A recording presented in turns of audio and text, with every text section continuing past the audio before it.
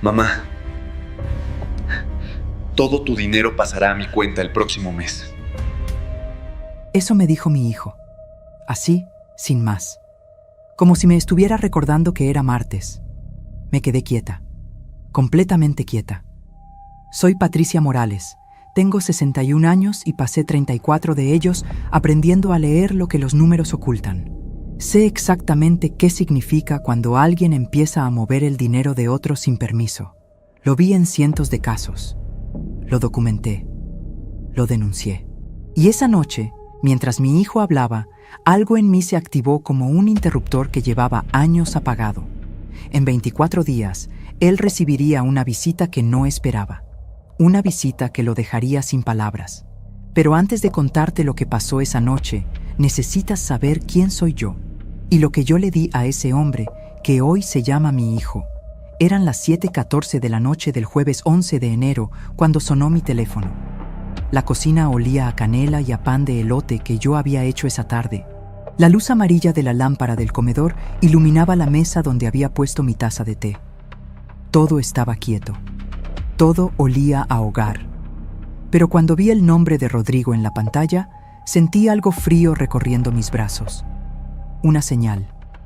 Como cuando uno sabe, antes de abrir la puerta, que del otro lado no hay nada bueno. Contesté.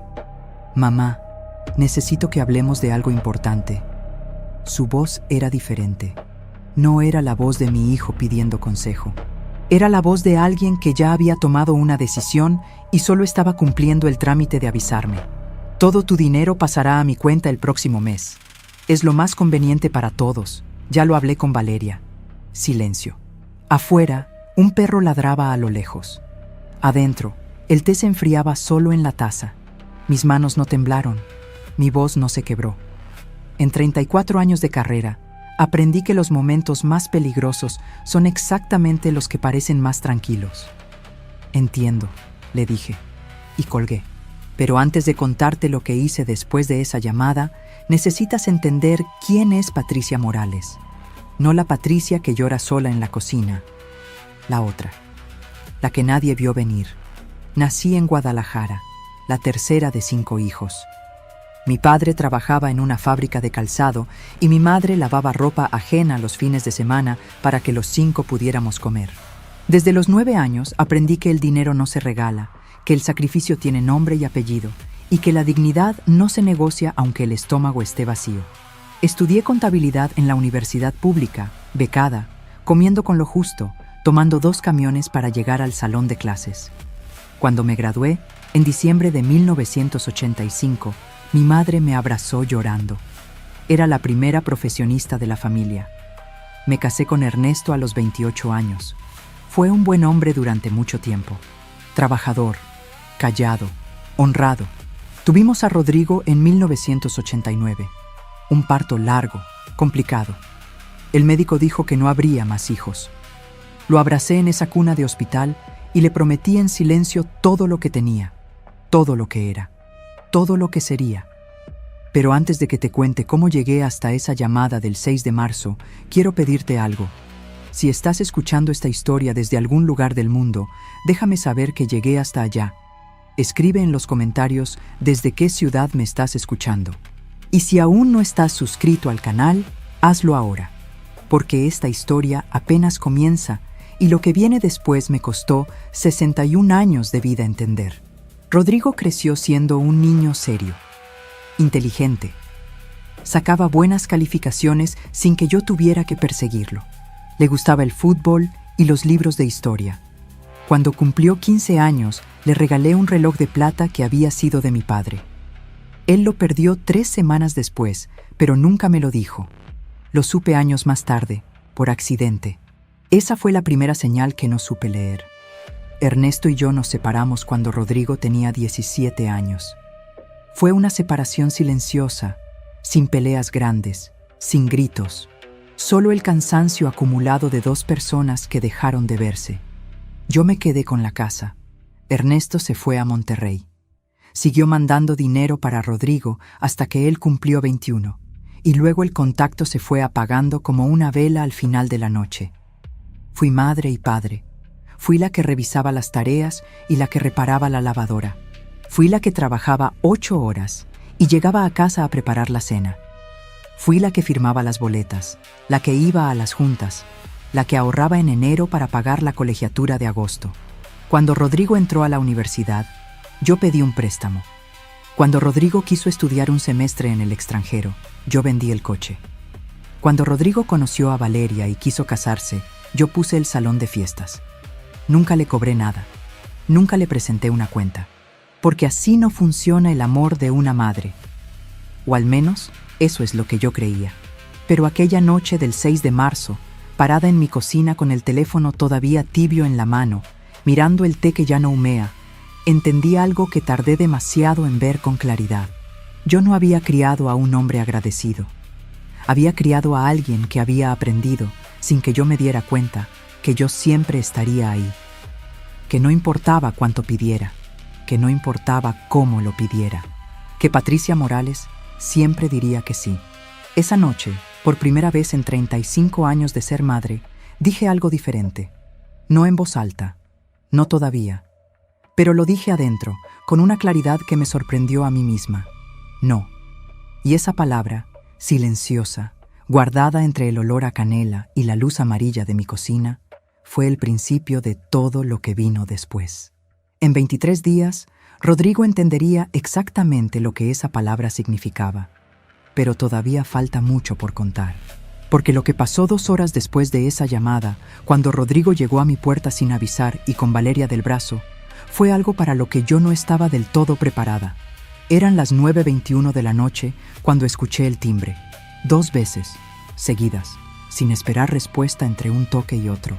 Así tocaba Rodrigo desde que era adolescente, como si el tiempo de los demás no tuviera el mismo valor que el suyo. Abrí la puerta y ahí estaban los dos. Rodrigo con una sonrisa que no le llegaba a los ojos, y Valeria con su bolso de piel color camel colgado del hombro, mirando hacia adentro de mi casa como quien evalúa una propiedad. Traían el olor a restaurante encima, esa mezcla de vino tinto y mantequilla que se pega a la ropa cuando uno ha cenado bien. «Mamá, ¿nos dejas pasar? Queremos hablar contigo». No me preguntaron si era buen momento. No me preguntaron si ya había cenado. No me preguntaron si estaba bien. Sencillamente entraron. Y lo que vino después fue algo que, aunque ya lo esperaba, todavía me dolió de una manera que no sé explicar del todo. Pero antes de contarte lo que dijeron esa noche sentados en mi sala, necesito que entiendas algo sobre Valeria. Porque para entender lo que pasó en esos 23 días, necesitas conocer a la mujer que estaba detrás de muchas de las decisiones de mi hijo. Y lo que yo descubriría sobre ella más adelante cambiaría todo lo que creía saber. Valeria Guzmán tenía 38 años. Había conocido a Rodrigo en una convención de trabajo hace 6 años. Ella era coordinadora de ventas en una empresa de tecnología. Elegante, segura de sí misma. La primera vez que me la presentaron, en un restaurante de la colonia Polanco, llegó 25 minutos tarde y no se disculpó. Rodrigo tampoco lo mencionó. Me regaló una sonrisa perfecta y me dijo que había oído hablar mucho de mí. Yo guardé eso en algún lugar de la memoria y seguí adelante. Porque así hacemos las madres. Seguimos adelante. Los primeros 2 años de su relación, yo me esforcé. Los invitaba a comer los domingos. Preparaba los platillos favoritos de Rodrigo. Tamales en diciembre, pozole los viernes de Cuaresma, el pastel de 3 leches que él pedía desde niño para cada cumpleaños. Valeria comía poco y hablaba menos. Revisaba el teléfono debajo de la mesa cuando creía que yo no la veía. Un domingo de octubre, mientras yo estaba en la cocina terminando de servir, escuché que Valeria le decía a Rodrigo en voz baja: «No entiendo por qué siempre tenemos que venir aquí. Tu mamá cocina demasiado pesado». Rodrigo no dijo nada. Eso también lo guardé, pero dejemos eso por ahora, porque lo que pasó esa noche del 6 de marzo en mi sala es lo que necesitas escuchar. Se sentaron en el sofá. Yo me quedé parada junto a la puerta de la cocina. No los invité a sentarse, pero tampoco dije que no. Rodrigo juntó las manos sobre las rodillas, ese gesto que hacía desde chico cuando iba a pedir algo que sabía que no merecía. «Mamá, lo que te dije por teléfono es por tu bien. Tú ya no tienes la misma agilidad mental que antes». Se me quedó la boca seca. Y con tu edad, es mejor que alguien de confianza administre tus finanzas. Así estás protegida. La agilidad mental. Eso dijo. Yo, que durante 34 años audité contratos millonarios, que encontré irregularidades que 3 despachos externos no habían podido detectar, que me jubilé con reconocimiento de la empresa y una carta firmada por el director general. Eso dijo mi hijo. Valeria asintió despacio, mirándome con algo que quería parecer compasión pero que olía a otra cosa. Patricia, es lo más sensato. Rodrigo solo quiere cuidarte. Cuidarme. El olor a su perfume llenó mi sala. Caro, intenso. Ese tipo de fragancia que no deja espacio para respirar. Mis manos estaban quietas a los lados del cuerpo. Mi cara no dijo nada. Pero adentro, en algún lugar detrás del esternón, algo se rompió con un sonido que solo yo pude escuchar.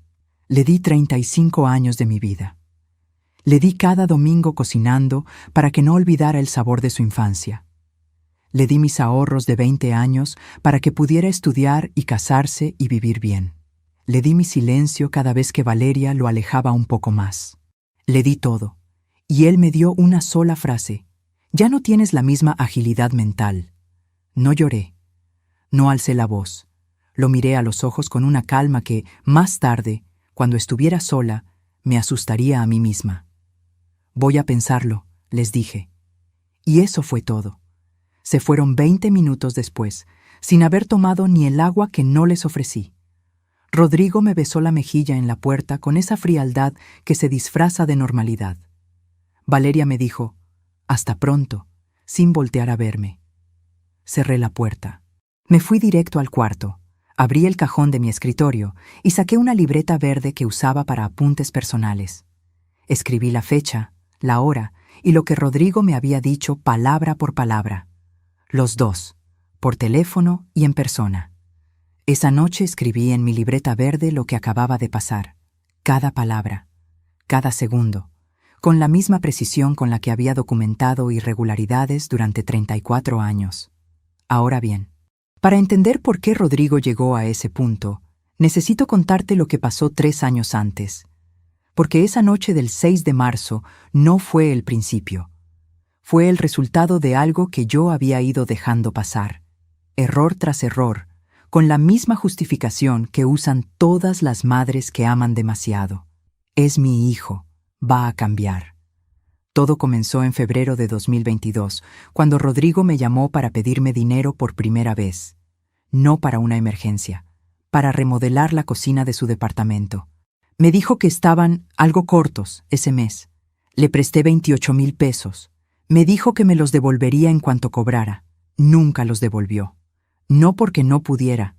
Eso lo entendí mucho después, cuando revisé en mi libreta la cantidad de veces que había dicho «estamos cortos», mientras Valeria publicaba fotos en sus redes sociales desde hoteles boutique de Valle de Bravo y Tulum. Pero hay algo más que necesitas saber sobre esos 3 años. Algo que descubrí en enero de este año y que todavía me cuesta trabajo nombrar. Algo que cambió completamente mi manera de entender lo que estaba pasando. Ya llegaré a eso. Primero necesito contarte lo que pasó el domingo siguiente, el 9 de marzo. Cuando Rodrigo apareció de nuevo, esta vez con una propuesta que sonó razonable. Tan razonable que por un momento, solo por un momento, pensé que quizás me había equivocado, que quizás había juzgado mal la situación, que quizás mi hijo solo estaba preocupado por mí. Ese momento de duda casi me cuesta muy caro. El domingo 14 de enero, Rodrigo llegó solo, sin Valeria. Eran las 12:47 de la tarde y yo estaba sentada en el patio trasero con mi café, leyendo. Hacía ese tipo de sol suave que tiene marzo en Guadalajara, el que calienta sin quemar, el que te invita a quedarte quieta un rato más de lo que deberías. El jazminero que planté hace 12 años estaba floreciendo. Todo olía a tierra húmeda y a mañana tranquila. Era el tipo de tarde que uno quiere proteger. Y entonces sonó el timbre. Cuando abrí y vi que venía solo, algo en mí quiso creerle antes de que dijera una sola palabra. El cuerpo tiene esa memoria antigua, la de madre, la que responde antes de que el juicio alcance a intervenir. Entró con cara de niño arrepentido. Traía una bolsa con pan dulce de la panadería que yo frecuentaba cuando él era chico. La Esperanza, en la calle Juárez. Ese detalle me tocó más de lo que quería admitir. Recordaba, o fingía recordar, y en ese momento la diferencia entre las dos cosas no me importó tanto como debería. Se sentó frente a mí en la mesa del patio. Puso la bolsa entre los dos como si fuera una ofrenda, como si el pan dulce pudiera compensar lo que había dejado sin decir la semana anterior. Mamá, creo que la semana pasada no me expliqué bien. Respiré despacio. Lo escuché. Me dijo que no quería quitarme el dinero, que solo quería ayudarme a administrarlo, que Valeria tenía experiencia en finanzas y podía orientarme, que él estaba preocupado porque una vecina mía, doña Carmen, había sido víctima de una estafa el año pasado y él no quería que me pasara lo mismo. Usó la palabra proteger 3 veces en 5 minutos. Lo conté. Todo sonaba razonable. Todo sonaba a Rodrigo, al Rodrigo de antes, al que me llamaba los domingos y me preguntaba si había comido bien. Tomé un sorbo de café. El pan olía a vainilla y azúcar glass. Afuera, un pájaro cantaba en el jazminero. Y yo, Patricia Morales, auditora con 34 años de experiencia detectando cuando los números no cuadran, estuve a punto de creerle. A punto.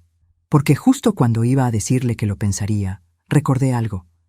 Recordé que 3 días antes, el jueves por la noche, Rodrigo me había dicho por teléfono que el dinero pasaría a su cuenta. No a una cuenta compartida. No a un fondo de administración. A su cuenta. Y que ya lo había hablado con Valeria. No conmigo, con Valeria. Esa diferencia lo cambiaba todo. No era un detalle menor. Era la estructura completa del argumento doblada por la mitad. Rodrigo, le dije con calma, ¿de qué cuenta me estás hablando exactamente? Dudó, solo medio segundo. Pero yo llevo 34 años leyendo esas dudas. Sé la diferencia entre alguien que piensa antes de hablar y alguien que recalcula. De una cuenta conjunta que abriríamos los tres. Los tres. Él, Valeria y yo. Una cuenta donde yo deposite y ellos decidan. Asentí despacio. Le dije que necesitaba tiempo para consultarlo con mi notario. Él sonrió. Me dijo que no había prisa, que lo más importante era mi bienestar. Usó exactamente esa palabra, bienestar, como si la hubiera ensayado. Se fue a las 2:15 de la tarde con la bolsa de pan casi intacta. Yo volví a mi libreta verde. Escribí todo, la hora en que llegó, lo que dijo, lo que no dijo, el número de veces que usó la palabra proteger, la pausa de medio segundo antes de responder mi pregunta. Y al final escribí 3 palabras que subrayé 2 veces. Cuenta conjunta. Ellos. Solo faltaban 21 días para que Rodrigo entendiera que había cometido un error muy costoso. Ahora bien, para que entiendas cómo llegamos hasta aquí, necesito llevarte 3 años atrás, porque la historia de esa bolsa de pan y esa sonrisa tranquila no empezó el 6 de marzo. Empezó mucho antes, en un momento que yo elegí no ver, o que no quise ver, que no es lo mismo, pero duele igual. Era el Día de las Madres de 2022, el 10 de mayo, un martes. Llevaba semanas esperando ese día. No por el regalo, que a esta altura de la vida ya no es lo que importa, sino por la llamada, por la costumbre de tantos años. Rodrigo siempre llamaba antes del mediodía, siempre, incluso cuando vivía lejos, incluso cuando había peleamos, incluso cuando el mundo se lo impedía.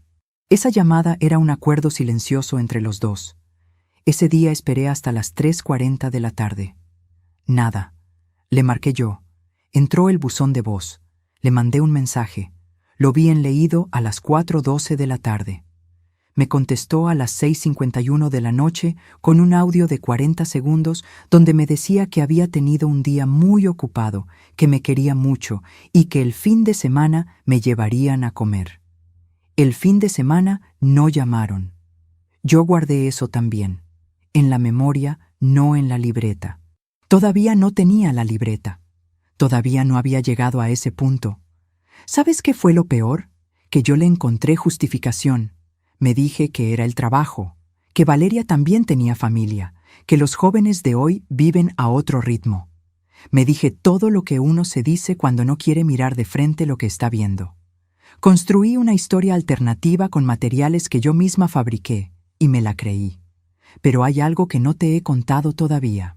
Algo que pasó ese mismo año, en agosto, que debió haberme abierto los ojos de una vez. Algo que involucra a mi hermana Consuelo y a una conversación que tuve con ella en su cocina una tarde de lluvia, cuando los dos nos quedamos sin paraguas y sin excusas para no hablar. Consuelo siempre fue más directa que yo, menos paciente con las cosas que no cuadran. Cuando le conté lo del Día de las Madres, me miró por encima de su taza de té y me dijo algo que en ese momento rechacé, pero que después, meses más tarde, resultó ser exactamente la verdad. Una de esas cosas que uno escucha y no quiere recibir, que rebotan en el pecho y se guardan solas, sin permiso, hasta que el tiempo les da razón. Ya llegaré a lo que me dijo. Primero necesito contarte lo que pasó en septiembre de 2022, porque ahí está la segunda señal que ignoré. Y esta fue más grande, más visible. De esas que uno no puede decir que no vio, porque la luz estaba encendida y los ojos abiertos. Rodrigo me llamó un martes a las 11:20 de la mañana.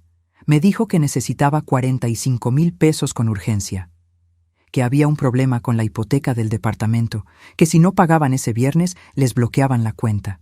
Su voz sonaba tensa, apurada, calculadamente apurada, aunque en ese momento yo no tenía esa palabra disponible.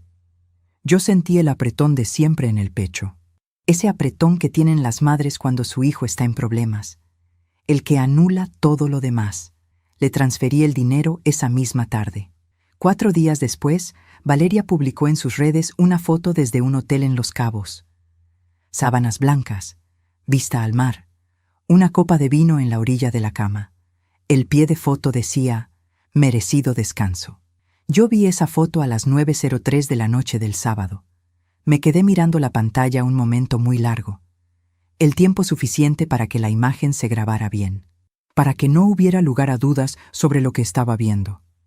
Luego la cerré, puse el teléfono boca abajo sobre la mesa y me fui a dormir sin decirle nada a nadie. Hoy sé que eso fue un error, pero en ese entonces todavía me decía que quizás el dinero del hotel era de Valeria, que quizás ella tenía ahorros propios, que quizás yo estaba malinterpretando, que quizás. Y mientras yo me convencía de todos esos quizás, Rodrigo aprendía algo sobre mí que yo misma no había terminado de aprender. Que Patricia Morales no hace preguntas incómodas. Que Patricia Morales da y calla. Que Patricia Morales siempre va a estar ahí. Pero lo que ninguno de los dos sabía todavía, ni Rodrigo ni Valeria, era que en enero de este año yo había encontrado algo guardado en un correo electrónico que Rodrigo olvidó cerrar en mi computadora una tarde que vino a visitar. Una de esas visitas cortas, de las que duran menos que el café. Se fue deprisa y dejó la sesión abierta. Algo que leí 2 veces, muy despacio, con las manos quietas sobre el teclado y el corazón haciendo un ruido extraño en el pecho. Algo frío y claro y perfectamente escrito. Algo que no dejaba lugar a interpretaciones. Algo que lo cambiaba todo, y que todavía faltaban 18 días para que él lo supiera. ¿Y tú? ¿Alguna vez confiaste en alguien que no lo merecía? ¿Alguna vez ignoraste una señal porque el amor era más fuerte que la evidencia? Escríbelo en los comentarios. Quiero leer tu historia, porque a veces necesitamos saber que no estamos solos en estas cosas, que mirar para otro lado no es debilidad, que simplemente somos humanos. Sigamos. Porque lo que pasó en octubre de 2023, cuando Rodrigo me pidió algo que nunca debió pedirle a una madre, fue el momento en que todo empezó a acelerarse. Y también fue el momento en que yo, sin saberlo todavía, empecé a documentar. No con intención. Al principio fue casi por instinto. Pero ya llegaré a eso. Octubre de 2023 llegó con un frío inusual para Guadalajara. Yo lo recuerdo porque esa semana había sacado del closet el suéter azul marino que me regaló mi madre antes de que ella muriera. Grueso, de lana, con 2 botones en el cuello. Lo uso poco porque me da miedo gastarlo. Porque hay cosas que uno conserva no para usarlas, sino para saber que siguen ahí. Pero ese octubre hacía el tipo de frío que pide algo familiar encima. Algo que te abrace sin pedirte nada. Fue el martes 17 de octubre, a las 6:38 de la tarde, cuando Rodrigo me llamó con lo que llamó una propuesta. Necesitaban que yo me mudara con ellos. No por mucho tiempo, me dijo. Solo mientras Valeria se recuperaba de una operación de rodilla que tenía programada para noviembre. Alguien tenía que estar en casa durante el día. Alguien de confianza. Yo tenía tiempo, decía. Yo estaba jubilada. Yo vivía sola. Todo era verdad. Y sin embargo, cada oración sonaba como una llave girando en una cerradura que no era mía. Como si alguien hubiera construido ese argumento con mucho cuidado, pieza por pieza, sabiendo exactamente qué teclas tocar. ¿Cuánto tiempo, Rodrigo? 2 meses, mamá, máximo. Hubo una pausa. Una de esas pausas que uno llena con todo lo que no dice. Yo la llené con 29 años de ser su madre. Me mudé el 3 de noviembre con 2 maletas y la certeza incómoda de que estaba cometiendo un error. Pero me dije lo de siempre. Es mi hijo. Necesita ayuda. ¿Qué clase de madre le dice que no a su hijo cuando lo necesita? Y además, 2 meses pasan rápido. Ya había pasado cosas más difíciles. Lo que nadie me había explicado era que 2 meses significaba otra cosa en el calendario de Rodrigo y Valeria. La operación de Valeria duró 40 minutos. La recuperación, según el médico, era de 3 semanas con reposo moderado. A los 12 días ya caminaba sin problema por el departamento. La vi cruzar la sala con paso firme un miércoles por la mañana mientras yo fregaba la estufa. No dijo nada, yo tampoco, pero yo seguía ahí, cocinando, limpiando, cuidando. Nadie me dijo que podía irme. Y hay algo muy particular en esa frase que tardé mucho en entender.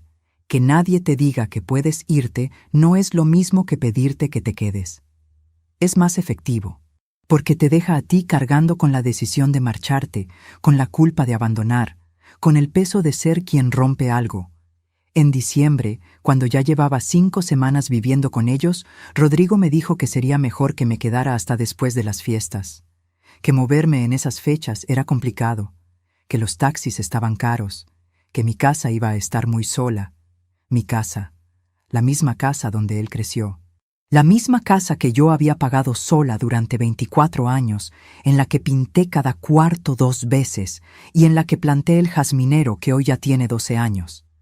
Esa casa estaba sola porque yo estaba aquí, en el departamento de él, lavando los platos de Valeria a las 7 de la mañana. Pero ya llegaré a la Navidad, porque lo que pasó el 24 de diciembre de 2023 es algo que todavía me cuesta trabajo contar sin que se me haga un nudo en la garganta, sin que las manos se me quieran quedar quietas.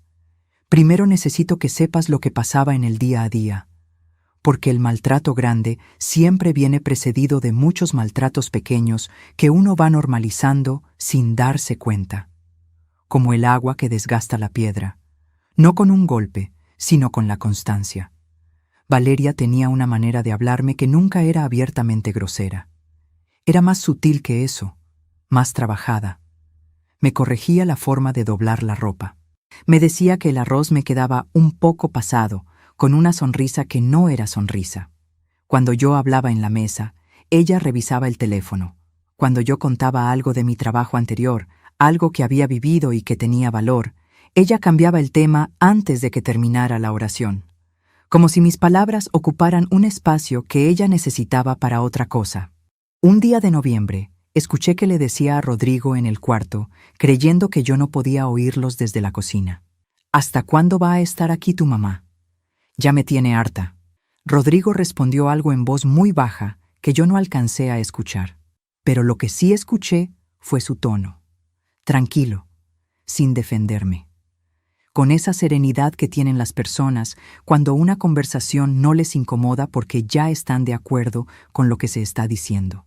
Esa noche, mientras lavaba los trastes de la cena, el agua fría del grifo me cayó en las manos y yo me quedé quieta bajo ese chorro un momento más de lo necesario, pensando, contando. recordando cuántas veces en los últimos años Rodrigo había elegido ese tono. Ese silencio que es una forma de estar de acuerdo sin decirlo. Que es, a su manera, la forma más cobarde de traicionar a alguien. Tomé el teléfono y fotografié el mensaje que me había mandado en octubre invitándome a quedarme. Solo por guardar la fecha. Solo por tener el registro. Solo porque algo en mí, ese algo que se activa después de 34 años leyendo números y detectando inconsistencias, me dijo que podría necesitarlo. No sabía todavía que ese sería el primero de muchos registros. Llegó el 24 de diciembre. Yo había pasado 3 días cocinando. Bacalao, romeritos, ponche con tejocotes y caña, buñuelos espolvoreados con azúcar. El departamento olía a lo que debe oler una casa en Nochebuena. A canela, a naranja, a algo caliente y dulce que te recuerda que hay cosas que valen la pena. Que el año tuvo momentos difíciles, sí, pero que aquí estamos, alrededor de una mesa, y eso es suficiente. Puse la mesa para 6. Rodrigo había dicho que vendrían sus cuñados y una pareja de amigos. Saqué los manteles buenos. Acomodé las copas con cuidado. Coloqué la flor de Nochebuena roja que yo misma había comprado en el mercado 3 días antes, cuando todavía pesaba más la esperanza que la sospecha. A las 7 de la noche, cuando ya todo estaba listo y yo me había cambiado y peinado, Rodrigo salió del cuarto con el saco puesto y las llaves en la mano. Valeria lo seguía con el abrigo beige, el bolso colgado al hombro, lista para salir. «Mamá, al final vamos a cenar en casa de los papás de Valeria. Ella quería estar con su familia esta noche». Lo miré. «¿Y cuándo decidieron eso?» «Hace unos días, se me olvidó avisarte. Hay comida de sobra, no desperdicies nada». Salieron a las 7:23 de la noche. Escuché el clic de la cerradura. Después el silencio. Uno de esos silencios que no son vacíos sino presencia. El departamento entero respirando alrededor de una mesa puesta para personas que no iban a llegar. Yo me quedé parada en la cocina con el delantal puesto, mirando los 6 platos. Las 6 copas. El bacalao en su cazuela. Los romeritos humeando todavía. El ponche caliente en la olla. La flor de Nochebuena roja que yo misma había comprado en el mercado. Me senté sola. Serví un plato. Comí en silencio mientras afuera los cohetes empezaban a tronar. El bacalao estaba en su punto. Los romeritos, perfectos. El ponche, dulce y caliente. Todo lo que había cocinado con mis manos durante 3 días estaba ahí, intacto, en una mesa puesta para 6 personas que no iban a llegar. Y yo en el centro de todo eso, con mi suéter azul marino y el tenedor en la mano, preguntándome desde cuándo había dejado de importarme lo suficiente. No lloré esa noche. No allí. No todavía. Pero algo se terminó de romper adentro de mí con un ruido muy silencioso. De esos que no se oyen en el momento, pero que uno recuerda años después con una claridad perfecta. Al día siguiente, el 25 de diciembre, a las 10:15 de la mañana, saqué la libreta verde de mi bolsa. Escribí la fecha y escribí lo que había pasado la noche anterior, con todos los detalles. La hora en que salieron, lo que Rodrigo me dijo, el olor de la comida enfriándose sola en la mesa, las 6 copas que nunca se llenaron. Ese fue el día que dejé de documentar por instinto. Ese fue el día que empecé a documentar con propósito. Porque lo que Consuelo me había dicho en agosto de 2022, esa tarde de lluvia en su cocina, cuando el agua golpeaba los vidrios y ninguna de las dos teníamos prisa por ningún lado, empezaba a cobrar un peso que ya no podía ignorar. Me había dicho, con esa franqueza suya que a veces duele más que un golpe, pero que siempre llega al lugar correcto. Patricia, el día que te convengas de que tu hijo te está usando, ya vas a llevar mucho tiempo siendo usada. Tenía razón. Y yo había tardado 16 meses en dejar de buscarle la vuelta a esa frase. Todavía faltaban 11 días para que Rodrigo entendiera el costo de todo eso. Enero llegó, y con enero llegó algo que no esperaba. Rodrigo empezó a hablarme de los gastos del departamento. Con cuidado, como quien tantea el terreno antes de pisar fuerte. Me dijo que la luz había subido, que el mantenimiento del edificio había aumentado, que entre todo se sentía el peso. Lo dijo así. Se siente el peso. Yo que llevaba 2 meses y medio cocinando, limpiando, haciendo el mandado, cuidando la casa de lunes a domingo sin recibir un solo peso. Yo que había dejado mi casa sola, mis plantas, mi rutina, mi paz, mis mañanas tranquilas con el café en el patio. Yo que me había despertado a las 6 de la mañana cada día para tener el desayuno listo antes de que ellos salieran, que había fregado y barrido y ordenado y cocinado sin que nadie lo pidiera, porque nadie necesita pedir lo que da por sentado. Yo era el peso. No lo dijo con esas palabras. Nunca lo dicen con esas palabras, pero lo dijo. Y una semana después, el 14 de enero a las 8:47 de la noche, fue cuando Rodrigo me dijo por primera vez que quizás era mejor que yo contribuyera con los gastos del departamento mientras seguía viviendo con ellos. Usó esa palabra, contribuyera, como si yo fuera una inquilina reciente y no su madre. Como si los 3 meses de trabajo invisible no contaran como contribución. Me quedé completamente quieta. Lo miré a los ojos con una calma que a mí misma me sorprendió. La calma de las personas que ya tomaron una decisión, aunque todavía no la hayan dicho en voz alta. Voy a pensarlo, le dije. Esa fue la última vez que dije esa frase, porque esa noche, cuando ellos se fueron a dormir, me senté en la oscuridad de la sala con mi libreta verde y una linterna pequeña que guardo en la bolsa desde hace años, por costumbre, por si acaso, y empecé a sumar. Todos los préstamos sin devolver, con fecha y monto. Todos los meses de trabajo doméstico no pagado, calculados a precio de mercado, como lo haría cualquier profesional de servicios del hogar. Todas las fechas importantes que habían ignorado. Todo lo que había fotografiado. Todo lo que había guardado. Cada registro, cada mensaje, cada recibo que había archivado casi sin proponérmelo. El número que me salió esa noche me dejó sin respiración. Me quedé mirándolo un momento largo. Luego, lo encerré en un círculo con la pluma. Lo subrayé. Lo dejé ahí, solo en la página, para que no hubiera duda de lo que representaba. Y todavía ni siquiera había llegado a lo más importante. Lo que había encontrado en mi computadora en enero, en ese correo que Rodrigo olvidó cerrar una tarde de visita corta, de esas en las que uno llega con prisa y se va con más prisa todavía. Eso lo descubrí 4 días después. Y cuando lo leí, entendí que ya no estaba lidiando con un hijo descuidado.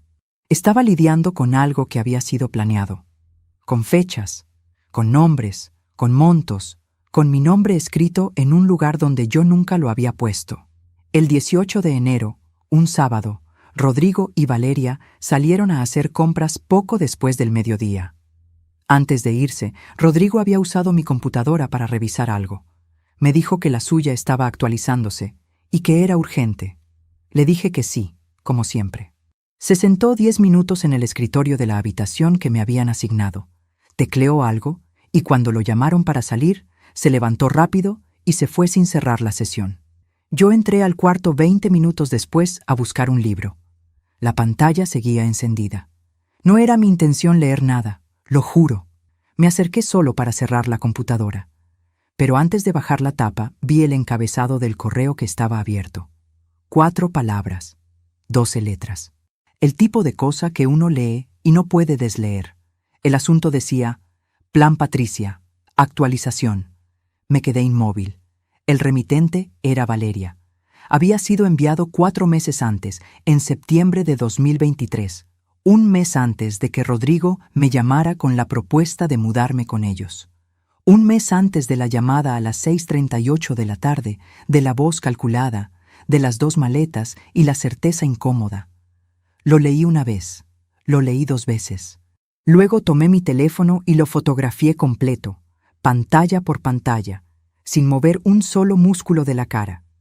Con la misma precisión con la que durante 34 años había documentado irregularidades en columnas de números. Después cerré la computadora. Fui a la cocina. Me serví un vaso de agua. Me lo tomé despacio, mirando por la ventana los coches estacionados en la calle de abajo. Un perro cruzó la banqueta. Un niño pasó en bicicleta. El mundo afuera seguía siendo completamente normal. El correo decía, entre otras cosas, que si lograban que yo me mudara con ellos bajo el pretexto de la operación, podrían después argumentar que yo ya no podía vivir sola y usar eso como justificación legal para solicitar una tutela sobre mis bienes. Tutela. Esa palabra tiene un significado muy específico en el derecho. Yo lo sabía. Llevaba 34 años trabajando junto a abogados y notarios. Una tutela sobre una persona mayor implica que alguien más toma el control legal de sus decisiones financieras, de su patrimonio, de su vida, en el sentido más concreto de la palabra. Ellos no querían administrar mi dinero, querían quitármelo, y llevaban meses construyendo el escenario para hacerlo, paso a paso, con paciencia, con la frialdad de quien planea algo a largo plazo porque sabe que el tiempo le conviene. Respiré. Una vez, 2 veces. Miré mis manos sobre el fregadero y estaban completamente quietas. Esa quietud que ya no me asustaba. Esa quietud que yo reconocía como la señal de que algo en mí había tomado una decisión sin pedirle permiso al resto. Sin drama. Sin lágrimas. Solo con esa claridad extraña que viene cuando uno deja de sorprenderse y empieza a moverse. Cuando Rodrigo y Valeria regresaron esa tarde, yo estaba sentada en la sala leyendo. Les sonreí. Pregunté si habían encontrado todo lo que buscaban. Valeria dijo que sí con ese tono suyo de siempre. Rodrigo puso las bolsas en la cocina y me preguntó si quería que pidiéramos algo de cenar. Le dije que no, que yo ya tenía algo preparado. Cené con ellos esa noche. Hablé de cosas sin importancia. El clima, una serie que habían mencionado la semana anterior, el precio del jitomate en el mercado. Mi voz era normal. Mi cara era normal. Nadie que nos hubiera visto desde afuera habría notado nada distinto.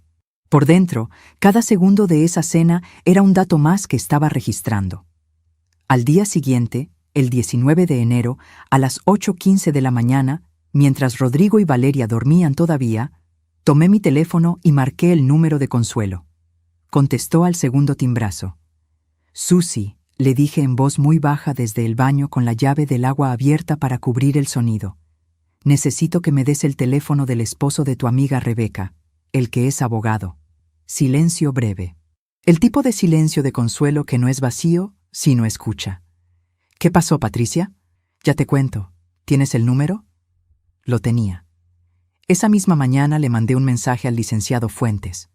Me respondió a las 10:40. Quedamos de hablar el lunes 21 de enero a las 4 de la tarde. Tenía 48 horas para organizar todo lo que había acumulado. Me puse a trabajar. En mi teléfono tenía, para ese momento, 63 fotografías. El mensaje de octubre donde Rodrigo me invitaba a mudarme.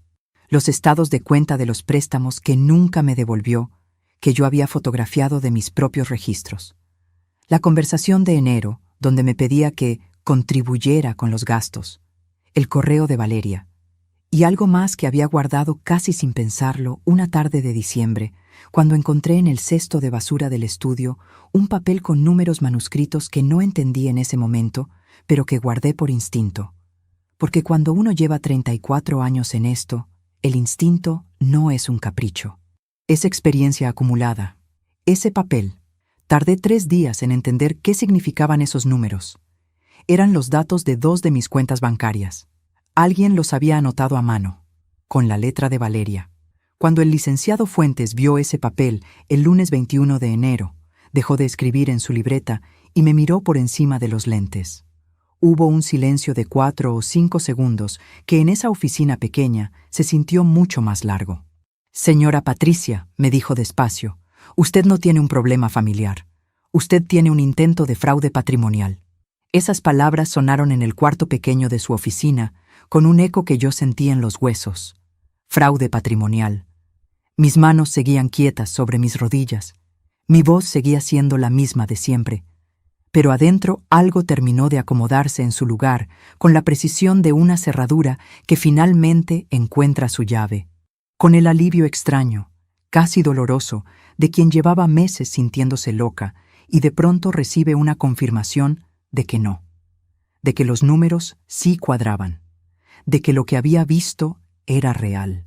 El licenciado Fuentes me explicó mis opciones durante 1 hora y 20 minutos. Hablamos de lo que se podía documentar, de lo que se podía probar, de los tiempos. Cuando salí de su oficina a las 5:43 de la tarde, el sol de enero estaba bajando sobre la avenida y yo caminé hasta mi coche con paso lento y la cabeza completamente clara. Sin el peso de los meses anteriores, con algo diferente encima. Algo más parecido a una dirección. Solo faltaban 14 días para que Rodrigo recibiera lo que estaba por venir. Esa noche regresé al departamento como si nada hubiera pasado. Calenté la sopa que había dejado en la estufa. Puse 3 platos. Cuando Rodrigo llegó del trabajo a las 7:30, me preguntó cómo había pasado el día. Tranquilo, le dije. Salí a caminar un rato. Me sonrió. Se sirvió la sopa. No tenía idea. Los días siguientes fueron los más extraños de mi vida. Vivía en esa casa como siempre, cocinando, limpiando, respondiendo cuando me hablaban. Seguía siendo la misma Patricia de siempre desde afuera, pero algo había cambiado de una manera que nadie podía ver desde afuera. Yo ya no era la Patricia que esperaba. Era la Patricia que actuaba, que tenía un abogado, que tenía 63 fotografías, que sabía exactamente lo que estaba haciendo. Y mientras actuaba, seguía documentando. El 24 de enero escuché otra conversación que no debí escuchar, o que quizás sí debí escuchar, porque lo que Rodrigo le dijo a Valeria esa noche en el cuarto confirmó algo que el licenciado Fuentes me había preguntado en la reunión y que yo no había podido responderle con seguridad. Rodrigo sabía exactamente cuánto dinero tenía yo en mis cuentas. Lo mencionó con una cifra tan precisa que me heló la sangre. Una cifra que yo nunca le había dado, que no estaba en ningún documento que él pudiera haber visto por medios normales, que no aparece en conversaciones ni en papeles sueltos, ni en ningún lugar al que alguien pudiera llegar por accidente.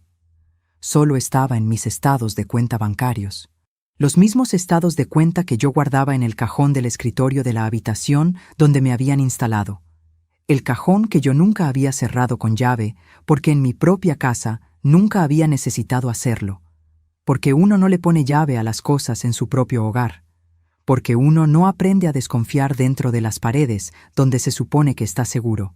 Al día siguiente, 25 de enero, a las 7:03 de la mañana, le mandé un mensaje al licenciado Fuentes con la información nueva. Su respuesta llegó 22 minutos después. Decía, «Esto acelera los tiempos. Podemos movernos antes de lo que pensábamos. ¿Está lista?» Me quedé mirando esa pregunta en la pantalla del teléfono. 4 palabras que de pronto pesaban todo lo que pesan los años, y las decisiones, y las cosas que no tienen vuelta atrás. ¿Estaba lista? Pensé en mi madre lavando ropa ajena los fines de semana. Pensé en los 2 camiones que tomaba para llegar a la universidad. Pensé en la cuna de hospital donde le prometí todo a un niño que todavía no sabía hablar. Pensé en el jazminero que llevaba 12 años creciendo en mi patio sin que nadie lo cuidara estos meses. Escribí una sola palabra, sí. Y en ese momento, desde algún lugar del mundo, me pregunto si tú también estás escuchando esto. Escribe el nombre de tu ciudad en los comentarios. Quiero saber hasta dónde están llegando estas palabras. Porque lo que viene ahora, lo que pasó en los siguientes días, es algo que cambió mi vida de una manera que todavía me toma tiempo comprender del todo. Solo faltaban 10 días. Y Rodrigo, en ese momento, estaba en la sala viendo televisión sin la menor idea de lo que se estaba acercando. El 27 de enero, un lunes, Rodrigo llegó a casa a las 7:52 de la noche con una energía distinta. Traía una bolsa de una tienda departamental. Cara, de esas con el logotipo en dorado sobre fondo negro. La puso sobre la mesa del comedor sin decir nada y se fue directo al cuarto a cambiarse. Valeria abrió la bolsa con esa naturalidad suya. Sacó una bufanda de cashmere color vino, se la enrolló en el cuello frente al espejo del pasillo y dijo, casi para sí misma, perfecta. Yo estaba en la cocina terminando de lavar los trastes del Sena. Mis manos seguían fregando. Esa semana Rodrigo me había dicho, el miércoles anterior, que no podían darme ningún gasto porque el mes había estado muy apretado. Me lo dijo mientras yo ponía el mandado sobre la barra de la cocina. El mandado que yo había pagado de mi propio dinero, como todos los lunes desde que llegué a vivir con ellos. Bufanda de cashmere. Mes muy apretado. Archivé eso también. Porque para el 27 de enero yo ya no guardaba solo fechas y palabras en mi libreta verde. Tenía un folder en mi teléfono con 79 fotografías organizadas por fecha. Tenía 3 audios que había grabado con la aplicación de notas de voz durante conversaciones en las que Rodrigo mencionaba mis cuentas o mis bienes. Tenía el correo de Valeria fotografiado en 6 imágenes. Tenía el papel con mis datos bancarios escrito con su letra, guardado dentro de mi misal, entre las páginas del Salmo 23, que es el que mi madre me enseñó a rezar cuando era niña. El licenciado Fuentes tenía copias de todo. Solo faltaban 8 días. Esa noche, cuando apagaron las luces del cuarto y la casa quedó en silencio, yo me quedé despierta en mi cama mirando el techo oscuro. Afuera llovía. Una lluvia fina, constante, de esas que en Guadalajara llegan sin avisar en enero y se quedan toda la noche. El sonido del agua contra la ventana era lo único que se oía. Pensé en todo lo que había construido sola. La casa, los ahorros, los 34 años de levantarme antes que el sol para llegar puntual a una oficina donde fui la mejor en lo que hacía. Los años de comer lo justo para guardar lo necesario. La jubilación que administré con cuidado durante 4 años para que me alcanzara bien y para dejar algo cuando me fuera. Todo eso lo había construido yo, con estas manos, con este cerebro que mi hijo decía que ya no funcionaba bien. Y ahora estaba acostada en una cama prestada, en una habitación que no era mía, escuchando llover, esperando el momento de recuperar lo que siempre había sido mío. ¿Sabes qué se siente eso? Es una mezcla de tristeza y furia que no cabe en ninguna palabra sola. Es algo que se instala en el centro del pecho y no pesa, sino que arde. Bajito, constantemente, como una brasa que uno aprendió a no apagar porque sabe que la va a necesitar. Esa noche tomé una decisión que no le había contado ni al licenciado Fuentes todavía. Pero antes de contarte cuál fue esa decisión, necesito que sepas lo que pasó el 29 de enero. Porque ese día, Rodrigo hizo algo que cerró la última puerta que yo todavía tenía entreabierta. Era miércoles, las 12:30 del mediodía. Yo había ido a mi casa, la mía, a regar las plantas y recoger correspondencia. Llevaba casi 3 meses sin dormir ahí, y lo sentí en cuanto abrí la puerta. Ese olor a casa cerrada, a ausencia. Las plantas del patio estaban marchitas. La bugambilia que cuido desde hace 8 años había perdido la mitad de sus flores. Me senté un momento en mi sillón favorito, el de terciopelo verde que está junto a la ventana de la sala, y cerré los ojos. 5 minutos. Solo 5 minutos en mi propia casa, en mi propio sillón, oliendo mi propio espacio. Cuando abrí los ojos, noté el sobre. Estaba sobre la mesa del recibidor, encima de los demás sobres de correspondencia. Blanco, sin membrete, con mi nombre escrito a mano. Lo abrí. Era una carta de 2 párrafos, sin fecha, sin firma.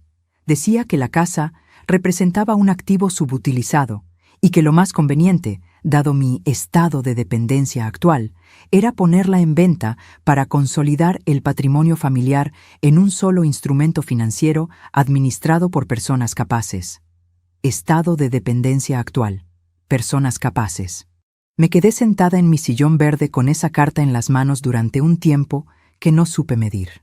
Afuera, en la calle, pasó un camión. Un niño gritó algo jugando. El sol de enero entraba por la ventana y me calentaba las rodillas. No lloré. Doblé la carta con cuidado. La guardé en mi bolsa. Saqué el teléfono y fotografié el sobre y cada una de las 2 páginas por separado. Luego marqué al licenciado Fuentes. «Licenciado», le dije cuando contestó. «Acaban de entregarme algo en mi casa. Creo que llegó el momento de acelerar». Hubo una pausa breve. «¿Puede venir hoy a las 5? «Ahí estaré». Colgué. Me quedé quieta un momento más en mi sillón, mirando las plantas marchitas del patio a través del vidrio. Le di mi tiempo, le di mi dinero, Le di mi juventud haciendo malabares entre el trabajo y la crianza. Le di mis domingos, mis navidades, mis días de las madres sin llamada. Le di el silencio cuando debía haber hablado. Le di el beneficio de la duda cuando la duda ya no merecía beneficio. Y él me dio una carta sin firma llamándome dependiente en mi propia casa. No, no más. En la reunión de las 5, el licenciado Fuentes revisó la carta, la comparó con los demás documentos y me miró con una expresión que mezcla la seriedad profesional con algo que se parece al asombro. Señora Patricia, con lo que usted ha reunido en estas semanas, tenemos base suficiente para proceder en 3 frentes simultáneos. Primero, una denuncia formal por intento de fraude patrimonial contra persona mayor. Segundo, una notificación legal a su hijo y a su nuera informándoles de las consecuencias de continuar con este plan. Tercero, y esto es importante, una solicitud de medidas cautelares para proteger sus cuentas y su propiedad de manera inmediata. Lo escuché sin interrumpir. ¿Cuándo podemos empezar? El proceso formal lo iniciamos el 4 de febrero, dijo.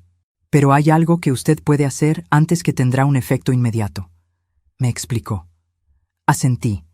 Salí de esa oficina a las 6:48 de la tarde con un plan que cabía en 3 pasos. 3 pasos claros, legales, documentados, que no dependían de gritos ni de súplicas ni de escenas que yo nunca había sido capaz de protagonizar. Solo faltaban 5 días. Esa noche regresé al departamento de Rodrigo por última vez como habitante de ese espacio. Cené con ellos.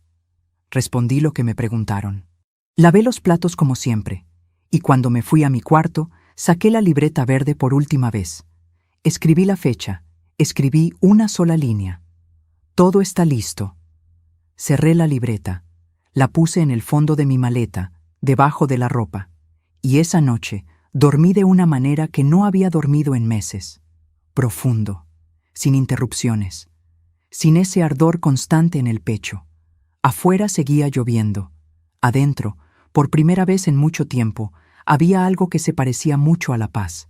Pero Rodrigo, al otro lado del pasillo, todavía no lo sabía. Mañana sería el día, y lo que estaba por pasar en las siguientes 24 horas superaría todo lo que yo había imaginado. No porque saliera mal, sino porque salió de una manera que yo no había contemplado del todo. Una manera que me enseñó algo sobre mí misma que tardé 61 años en aprender. El 4 de febrero amaneció con un cielo completamente despejado. De esos cielos de febrero que en Guadalajara tienen un azul que parece pintado. Yo lo vi desde la ventana de la habitación a las 6:12 de la mañana, antes de que sonara cualquier alarma, antes de que se moviera nadie en ese departamento. Llevaba despierta desde las 5:40, no por nervios, sino porque había dormido lo suficiente y mi cuerpo simplemente supo que era hora de levantarse. Me vestí despacio. Pantalón gris, blusa blanca, el suéter azul marino de mi madre. Me peiné frente al espejo del baño y me miré un momento más de lo normal. 61 años. Cara tranquila. Ojos tranquilos. Lista. Preparé café para los 3 como todos los días. Lo dejé en la cafetera. Puse las tazas en su lugar. Saqué mi maleta del closet, la que había preparado la noche anterior con todo lo que era mío, y la puse junto a la puerta de mi cuarto. A las 8:23 de la mañana, el teléfono de Rodrigo sonó. Lo escuché contestar desde el pasillo. Su voz al principio era normal, ese tono adormilado de quien acaba de levantarse. Luego cambió. Se volvió más tensa, más corta. Empezó a responder con monosílabos. A las 8:31 salió del cuarto en pijama con el teléfono todavía en la mano y me encontró sentada en la sala con mi café, completamente vestida, con la maleta a un lado. Me miró. Miró la maleta. Me miró otra vez. ¿Qué es eso? Mi maleta, le dije. Me voy hoy a mi casa. Antes de que pudiera responder, su teléfono volvió a sonar. Lo vio. Era un número que no reconoció. Lo dejó ir al buzón. 10 segundos después, el mío sonó. Era el licenciado Fuentes confirmando que el proceso había iniciado esa mañana, tal como habíamos acordado. Todo en orden, me dijo. Ya está notificado. Gracias, licenciado. Colgué. Rodrigo me estaba mirando con una expresión que yo no le había visto nunca. No era enojo todavía. Era algo anterior al enojo. Era confusión. La confusión de alguien que tiene la certeza de que algo acaba de cambiar, pero todavía no sabe exactamente qué ni cuánto. ¿Con quién hablabas? Con mi abogado. Silencio. El café olía a mañana normal. Por la ventana entraba ese azul perfecto de febrero. El departamento estaba quieto, con ese silencio de las 8 de la mañana en que la ciudad todavía está despertando. Y ahí, parados en la sala, mi hijo y yo nos miramos de una manera en que no nos habíamos mirado en años. Él sin entender todavía, yo habiendo entendido demasiado. Mamá, ¿qué está pasando? Me tomé un momento antes de responder. No para pensar qué decir, ya lo sabía, sino para decirlo de la manera exacta en que quería decirlo. Con calma, sin crueldad, sin rabia visible, con esa precisión que uno aprende después de 34 años de trabajar con números que no mienten. Rodrigo, el licenciado Fuentes, presentó esta mañana una denuncia formal por intento de fraude patrimonial. Tu nombre y el de Valeria están en ese documento. En las próximas horas recibirán una notificación oficial con los detalles y con las medidas cautelares que se han solicitado para proteger mis cuentas y mi propiedad. Lo dije despacio, oración por oración, sin alzar la voz. Rodrigo no dijo nada durante varios segundos. El reloj de la cocina marcaba cada segundo con ese sonido pequeño y constante que uno solo escucha cuando todo lo demás está en silencio.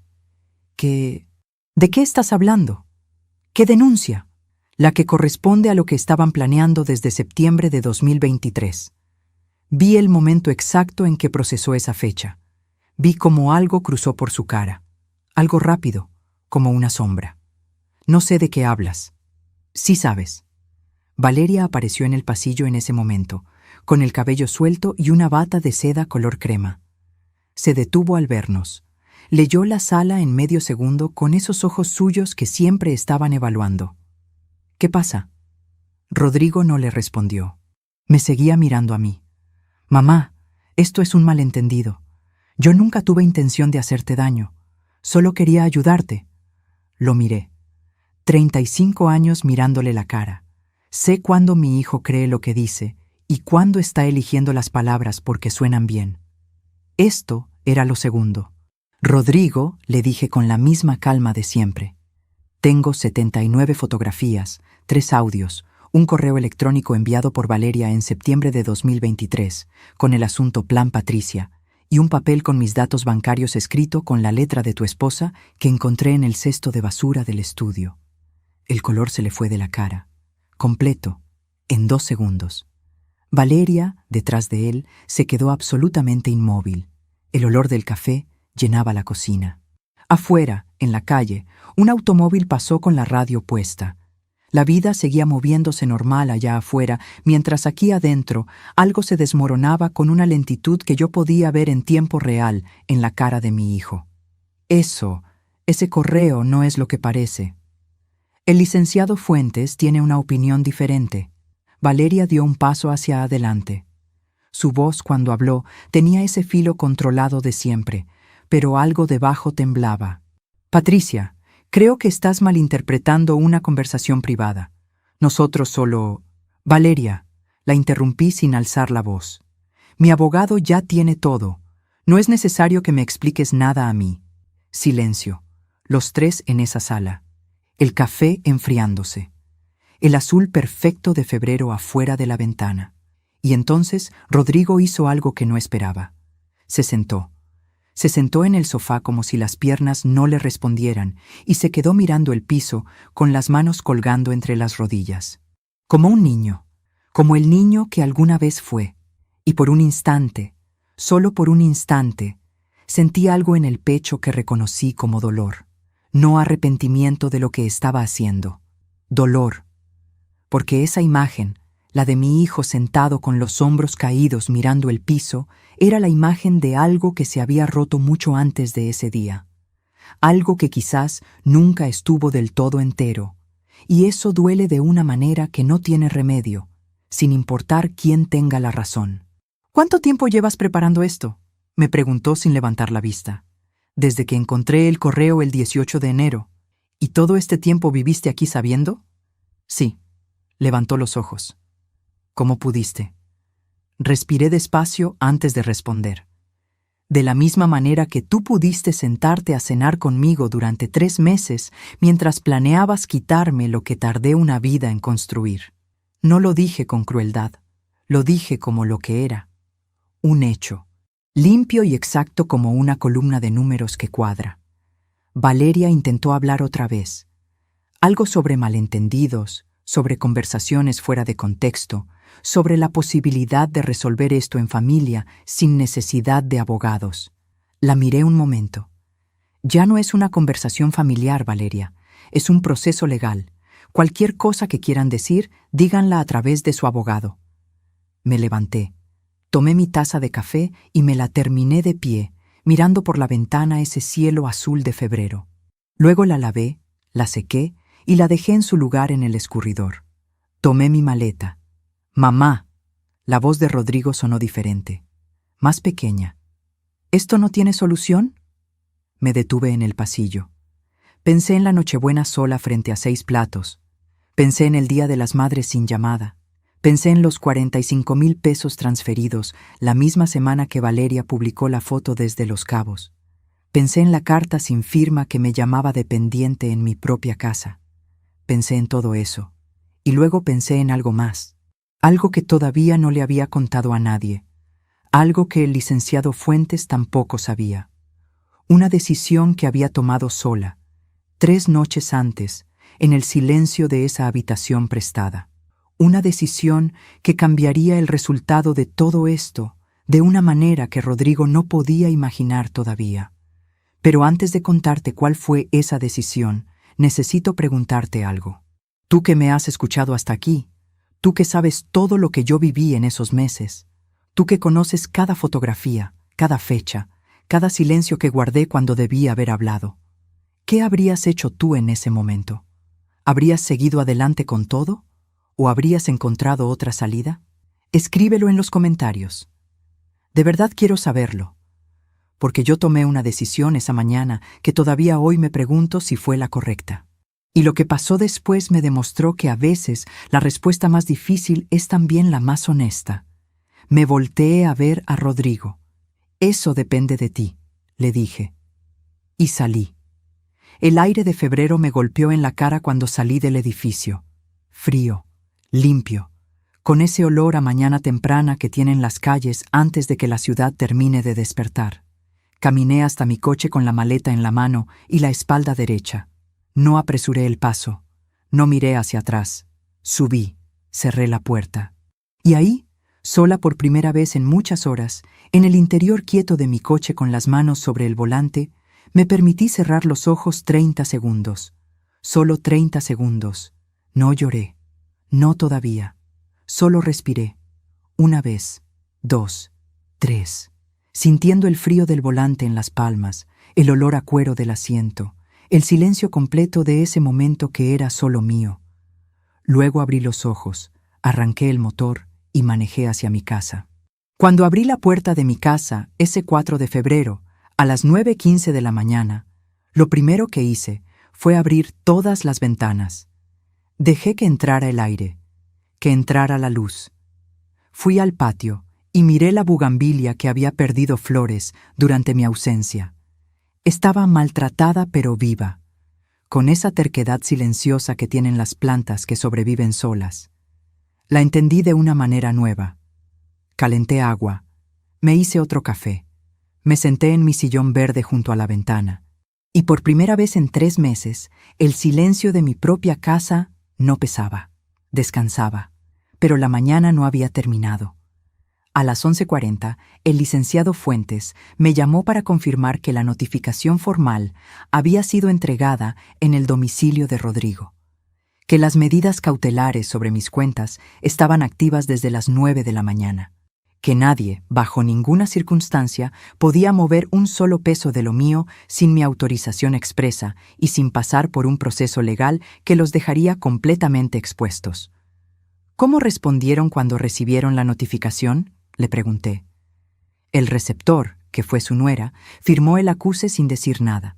El notificador me reportó que cerró la puerta inmediatamente después. Me imaginé esa escena. Valeria frente a la puerta, el papel en la mano, la cara que debió haber puesto. No sentí satisfacción. Sentí algo más sobrio que eso. Algo que se parece a cuando uno termina de cuadrar una auditoría muy larga y complicada. No alegría, certeza. Licenciado, necesito contarle algo que no le he dicho todavía. Adelante. Le hablé de la decisión que había tomado 3 noches antes en la habitación prestada, la que nadie más sabía, la que había estado guardando porque necesitaba estar segura antes de decirla en voz alta. Hubo un silencio breve al otro lado. ¿Está segura de eso, señora Patricia? Completamente. Otro silencio.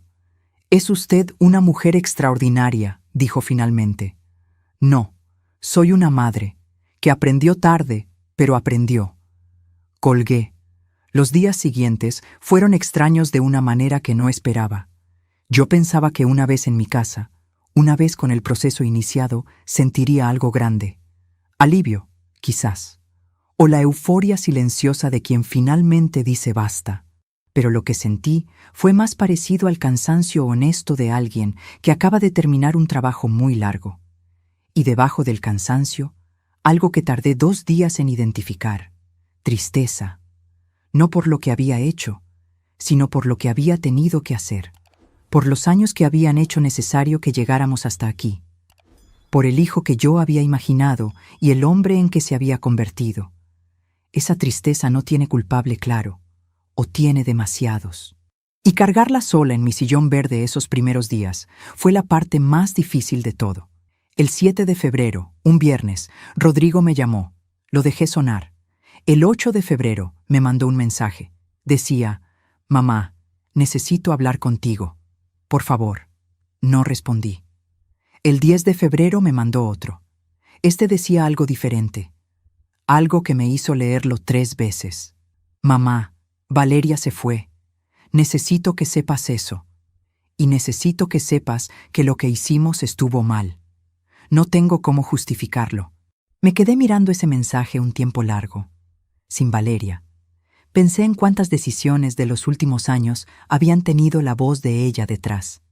Cuántas conversaciones, cuántas distancias, cuántos «ya lo hablé con Valeria» antes de hablar conmigo. Y ahora Valeria se había ido. No le respondí ese día, ni el siguiente, pero guardé el mensaje. El 14 de febrero, 10 días después de haber salido del departamento, el licenciado Fuentes me citó en su oficina para la siguiente fase del proceso. Le pedí que esperara. Le dije que había algo que quería intentar primero. Le expliqué. Me escuchó en silencio. «Tiene 2 semanas para intentarlo», me dijo. «Después de eso, el proceso sigue con o sin acuerdo. 2 semanas es suficiente».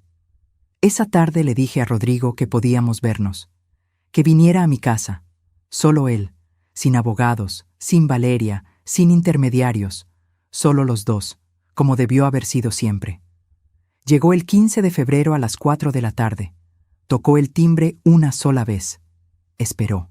Abrí la puerta y lo vi. Estaba más delgado. Tenía ojeras. Traía una chamarra que yo le había regalado hace 4 años, azul marino, que nunca le había visto poner. No sé si fue consciente o no, pero lo noté. Entró. Se sentó en la misma mesa donde había cenado solo de niño cuando yo llegaba tarde del trabajo, donde había hecho tareas, donde había aprendido a hablar de adulto. No trajo nada. No trajo pan dulce. No trajo gestos calculados. Trajo solo su cara cansada y sus manos juntas sobre la mesa. Bien. Eso era lo único que necesitaba ver. Me senté frente a él. Puse sobre la mesa la libreta verde, sin abrirla. Solo ahí, entre los dos, como lo que era, el registro de todo. Rodrigo la miró. Bajó los ojos. «¿Cuánto tiempo llevas escribiendo en esa libreta?» «Desde la noche que viniste con Valeria a decirme que ya no tenía agilidad mental». Apretó los labios. «Mamá, déjame hablar primero». Me miró. Respiré.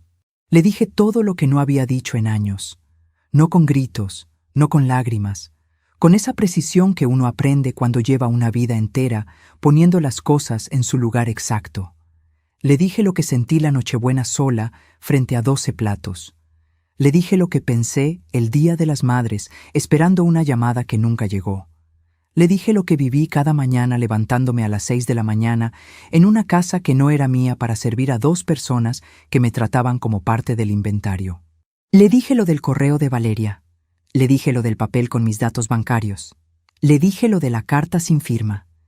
Y lo miré a los ojos durante todo el tiempo que hablé, porque yo necesitaba que no hubiera forma de no escucharme, que no hubiera pantalla que revisar ni tema que cambiar, solo mi voz y su cara y la verdad entera entre nosotros. Cuando terminé, el cuarto estaba completamente en silencio. Rodrigo tenía los ojos húmedos.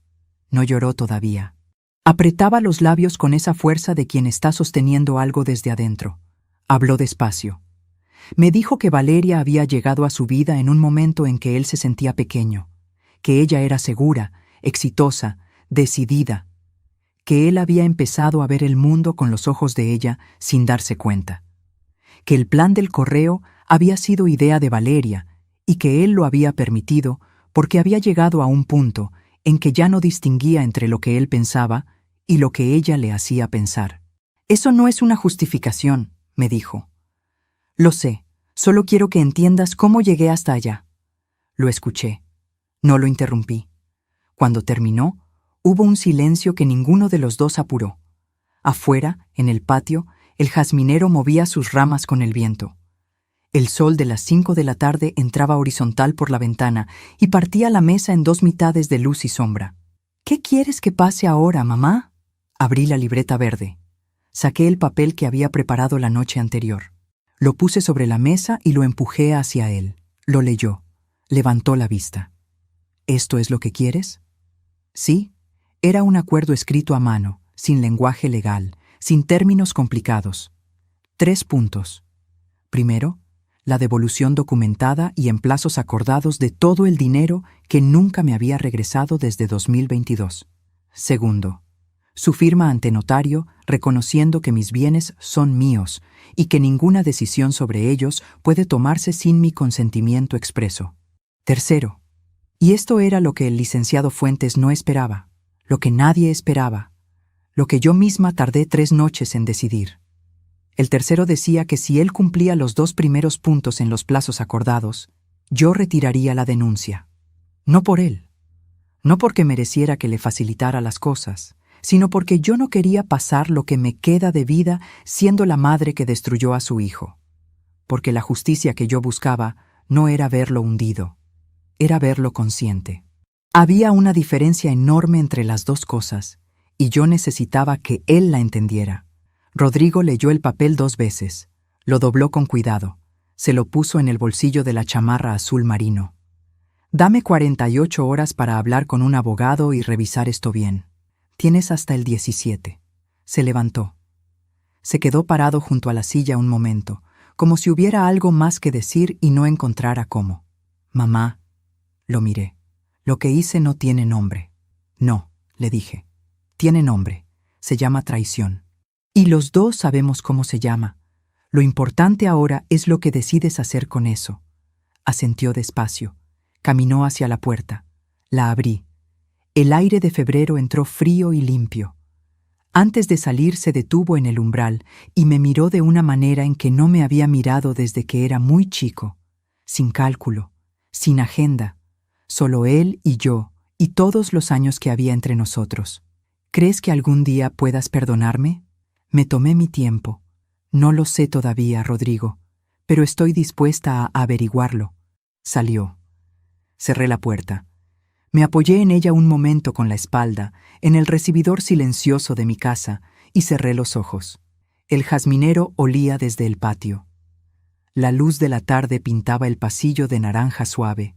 Y yo, Patricia Morales, 61 años, auditora jubilada, madre de un hombre que casi me destruyó y que quizás todavía puede construirse de nuevo, me quedé quieta en ese umbral, respirando el olor de mi propia casa, y por primera vez en mucho tiempo, no sentí que me faltaba nada. El 17 de febrero, Rodrigo firmó el acuerdo ante el licenciado Fuentes. Llegó puntual, solo, con un abogado joven que lo acompañó en silencio y que no objetó ninguno de los 3 puntos. El proceso duró 40 minutos. Se firmaron 4 copias. El licenciado Fuentes guardó 2. Rodrigo se llevó una. Yo me llevé la otra y la puse dentro de mi misal, junto al Salmo 23, en el mismo lugar donde había guardado el papel, con mis datos bancarios, escrito con la letra de Valeria. 2 papeles muy distintos, en el mismo lugar. Eso también me dijo algo sobre cómo funciona la vida. Cuando salimos a la calle, Rodrigo y yo nos quedamos parados un momento en la banqueta sin saber exactamente qué decirse. El sol de febrero calentaba apenas. Un señor mayor pasó caminando con un periódico bajo el brazo. Una señora regaba las macetas de su ventana en el edificio de enfrente. La vida, completamente normal, siguiendo su ritmo alrededor de nosotros. «Gracias, mamá», dijo Rodrigo. No le respondí de inmediato, porque hay palabras que merecen un momento antes de contestarse. Palabras que si uno responde demasiado rápido, suenan a algo que no son. «Cumple lo que firmaste», le dije finalmente. «Eso es lo que necesito de ti ahora». Asintió. Nos despedimos sin abrazo, sin lágrimas, con una distancia entre los dos que era honesta, que no fingía que las cosas estaban bien cuando todavía no lo estaban. Y esa honestidad, esa distancia real que ninguno de los dos intentó acortar artificialmente, fue lo primero verdadero que pasó entre nosotros en mucho tiempo. Caminé hasta mi coche, arranqué, y en esa misma tarde, en lugar de ir directo a casa, manejé hasta el panteón donde está enterrada mi madre. No voy seguido, no porque no la extrañe, sino porque cuando voy necesito tener algo que contarle. No quiero ir solo a estar triste. Quiero ir a hablar con ella de verdad. Ese día tenía mucho que contarle. Me senté en la banca de piedra que está junto a su tumba, bajo el árbol de pirul que alguien plantó hace años y que ya da sombra generosa. El panteón estaba casi vacío a esa hora. Olía a tierra, a flores viejas, a ese silencio particular que tienen los lugares donde el tiempo parece moverse diferente. Le conté todo. Le conté lo de Rodrigo, lo de Valeria, lo de los 79 meses de libreta verde, lo del licenciado Fuentes, lo de la mañana del 4 de febrero con mi maleta en la mano y el cielo azul de Guadalajara afuera de la ventana. Le conté lo del acuerdo. Le conté que había elegido darle una salida a mi hijo en lugar de hundirlo, y le pregunté si había hecho bien. El árbol de pirul movió sus ramas con el viento. Eso lo tomé como un sí. Mi madre era una mujer que lavó ropa ajena los fines de semana y nunca se quejó. Que nos dio de comer con lo que había sin que ninguno de nosotros supiéramos alguna vez que faltaba algo. Que cuando yo llegué llorando a su casa el día que Ernesto y yo nos separamos, no me dijo qué hacer. Solo me hizo un té, se sentó frente a mí y me dijo: «Patricia, una mujer que sabe lo que vale no necesita que nadie más se lo confirme». Tardé mucho en entender eso del todo. Pero ese 17 de febrero, sentada bajo el árbol de pirul, creo que finalmente lo entendí. Hoy han pasado varias semanas desde esa tarde en el panteón. Rodrigo ha cumplido los plazos del acuerdo con puntualidad. No hemos hablado mucho, pero cuando hablamos, algo es diferente. Más pequeño, quizás, más cuidadoso, como cuando uno aprende que ciertos objetos son frágiles y empieza a tomarlos con más cuidado que antes. No sé si eso es el principio de algo o solo el final ordenado de otra cosa. Todavía no lo sé. Y estoy aprendiendo a estar bien con no saber todavía. Valeria no ha vuelto a aparecer. No sé dónde está ni qué está haciendo y honestamente no lo necesito saber. Hay personas que entran a la vida de uno como entró ella a la de Rodrigo. Y cuando se van, lo único sensato es dejarlas irse sin mirar demasiado hacia atrás. Mi casa huele a café y a jazminero. La bugambilia del patio ya recuperó sus flores. Todas. Con esa terquedad que yo le envidio un poco y que me alegra mucho. Salgo a caminar todas las mañanas por el parque que está a 3 cuadras. Retomé el grupo de lectura que había abandonado cuando me fui a vivir con Rodrigo. Volví a ver a Consuelo los martes por la tarde. Estoy aprendiendo a hacer cerámica en un taller que encontré por casualidad. o por lo que a veces uno llama casualidad cuando en realidad es que por fin tienes tiempo para ver lo que siempre estuvo ahí. Me estoy conociendo de nuevo, o quizás me estoy conociendo por primera vez. Porque hay algo que nadie te explica cuando eres madre joven y estás tan ocupada dando que no te queda tiempo para nada más. Nadie te dice que el amor que uno entrega sin medida es hermoso y necesario, pero que también puede convertirse, si uno no pone atención, en la trampa más gentil del mundo. Esa en la que uno entra con los brazos abiertos y de la que cuesta décadas salir. Yo le di todo lo que tenía a mi hijo. Lo crié con lo que me enseñó mi madre. Lo crié con sacrificio y con fe. Lo crié convencida de que el amor suficiente produce gratitud automática. Y me equivoqué. No en quererlo. En creer que querer sin límites era lo mismo que querer bien. Amar bien, aprendí, también significa decir no. También significa no borrarse. También significa recordarle a los demás, con hechos y no solo con palabras, que uno tiene un nombre, una historia y un valor que no se negocia. Eso nadie me lo enseñó. O me lo enseñaron y yo elegí no aprenderlo hasta que el costo de no saberlo se volvió demasiado alto. Pero esto es lo que sí sé ahora, con 61 años, con mi libreta verde guardada en el cajón y mi bugambilia florecida en el patio. Sé que la dignidad no es algo que nos dan, es algo que uno decide sostener incluso cuando cuesta, especialmente cuando cuesta. Que el respeto que no se gana libremente no vale la pena exigirlo con lágrimas. Que hay momentos en la vida en que la decisión más amorosa que uno puede tomar es también la más difícil. Y que esa dificultad no la hace menos correcta. Sé que la sangre no garantiza el respeto. Sé que ser madre es el trabajo más grande que hice en mi vida y también el que más me costó aprender a hacer con límites. Y sé, sobre todo, que nunca es tarde para empezar a ser uno mismo de verdad, ni a los 61 años, ni después de décadas de darse, ni después de una traición que dolió como pocas cosas han dolido. Nunca es tarde. Esa mañana del 6 de marzo, hace ya algunos meses, me quedé parada en mi cocina con el teléfono en la mano y el té enfriándose en la taza. Y me dije en silencio, por primera vez, una sola palabra. No. Hoy esa misma cocina huele a canela y a pan de elote. Mi taza de té está caliente. Y Patricia Morales, finalmente, está en paz.